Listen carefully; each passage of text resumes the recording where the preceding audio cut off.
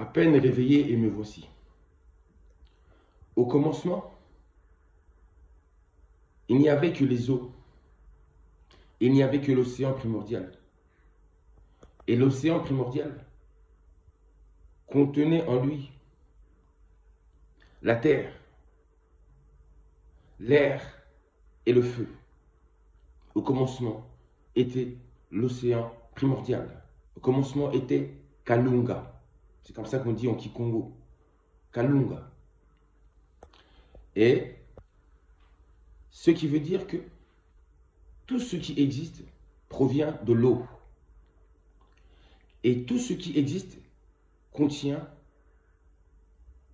en lui de l'eau.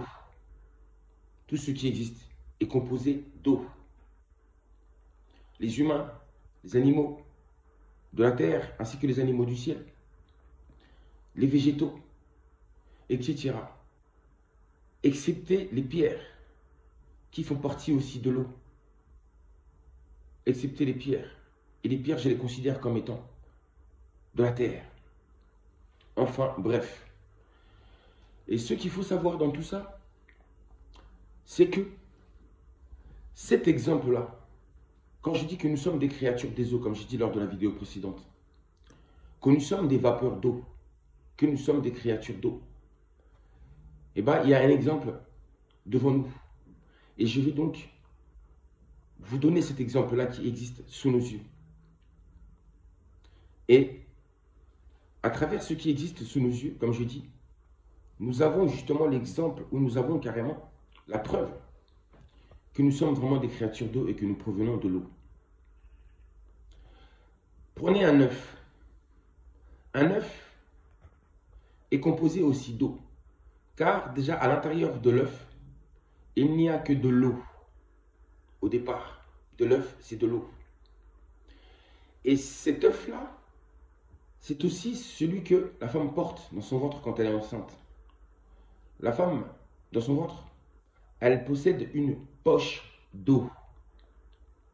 Et cette poche d'eau ressemble tout à fait à l'œuf qui contient de l'eau en lui. La femme déjà étant composée d'eau, de ce fait, il y a une poche d'eau qui se met dans son ventre, ou de l'eau qui commence à grandir. En fait, ça forme une poche d'eau. Et c'est dans cette poche d'eau qu'en réalité que pénètre le spermatozoïde. Mais même le spermatozoïde que je vous ai cité est composé d'eau. Car l'homme qui envoie ce spermatozoïde est lui-même composé d'eau. C'est une créature d'eau. Et de ce fait, le spermatozoïde lui aussi est composé d'eau. Et c'est cette eau envoyée par l'homme qui va pénétrer en fin de compte dans la poche d'eau que possède la femme. Et ensuite, c'est l'eau qui se trouve dans cette poche qui va créer, qui va donner la forme au bébé qui est contenu dans ce ventre ou au petit poussin qui est contenu dans l'œuf. Même pas. Le tout petit, il se forme grâce à l'eau. C'est l'eau qui donne la forme. C'est l'eau qui vitalise. Le feu dont l'enfant a besoin provient de cette eau qui se trouve dans cette poche. L'air qu'il a besoin, c'est la même chose qui est contenue dans l'eau. Et donc en réalité, à travers cet exemple que je vous donne, vous voyez bien que la création se fait à partir de l'eau. C'est l'eau qui crée. C'est l'eau qui va donner la forme à un enfant pendant une durée de 9 mois. C'est l'eau qui va donner la forme du visage, du corps, la taille, tout ça, toute la physionomie, en fin de compte, c'est l'eau qui donne, car l'eau est créatrice. Et en fait, tout ça, c'est au début, ce n'est qu'une histoire de vapeur d'eau. C'est de la vapeur au commencement dans le ventre de la maman. C'est de la vapeur d'eau. Et ensuite, cette vapeur d'eau prend forme. Ce nuage d'eau prend forme.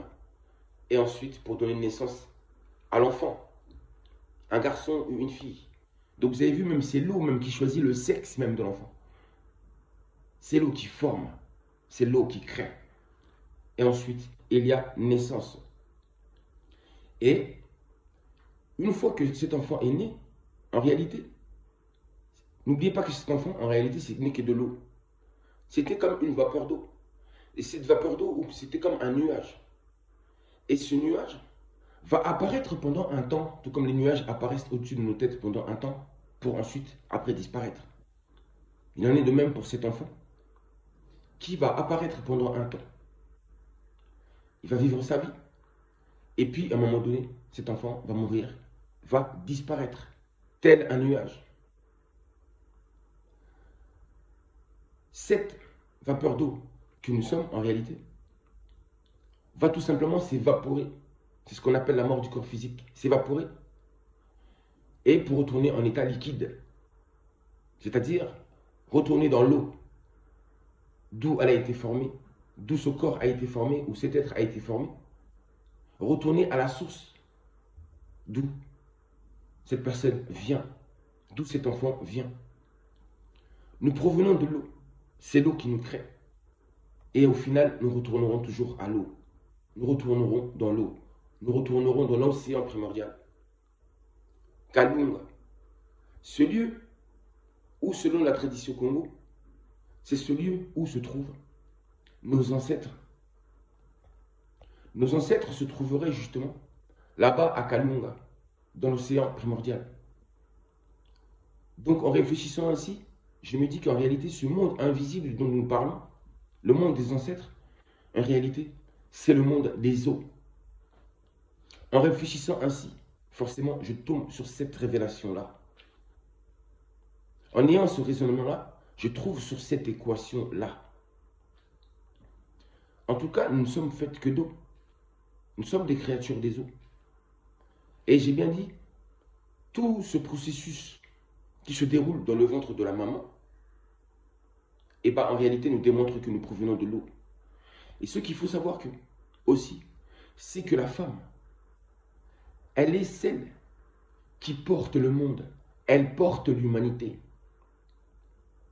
Car elle crée à travers cette eau qu'elle possède dans son corps.